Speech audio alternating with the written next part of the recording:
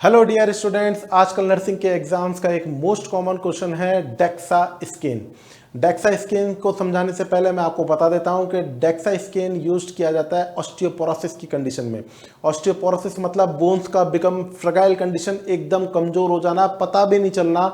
Asymptomatic condition मतलब patient खड़ा हुआ अपनी सीट पे से, कुर्सी पे से खड़ा हुआ और उसकी हड्डी टूट गई, तो ये कंडीशन क्या है? ऑस्टियोपोरोसिस कंडीशन होती है। बेसिकली फाउंड होती है पोस्ट मेनोपॉजल वुमेन्स के अंदर, caused by the deficiency of estrogen or the excessive use of glucocorticoids and cigarette smoking, alcohol abuse and many other risk factor।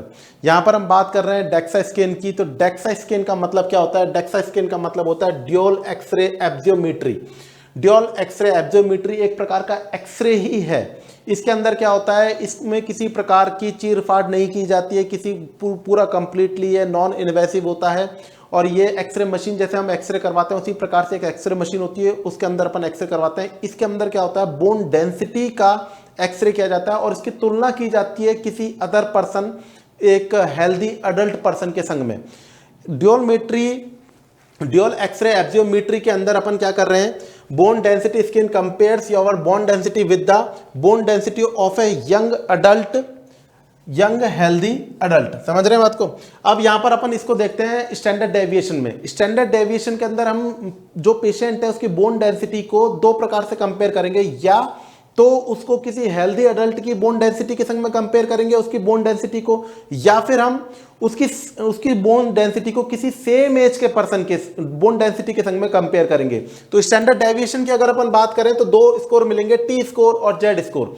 T score के अंदर अगर हम बात करें, टी स्कोर के अंदर डिफरेंस होगा between the your measurement of bone density to a young healthy adult bone density.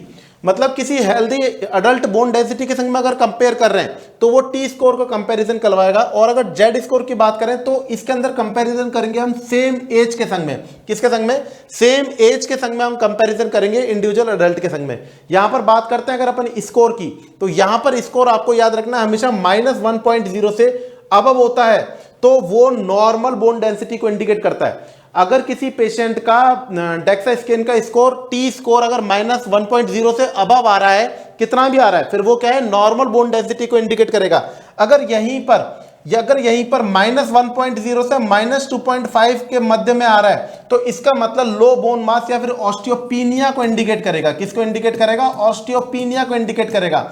मतलब रिस्क शुरू हो चुका है, ट्रीटमेंट करना जरूरी है। और अगर बात करें कि टी स्कोर आपका -2.5 से नीचे चल जाए, -2.5 से नीचे चल जाए, तो इसका मतलब प्रेजेंस ऑफ ऑस्टियोपोरोसिस हो चुका है, कभी भी एसिम्प्टोमेटिक फ्रैक्चर हो सकता है।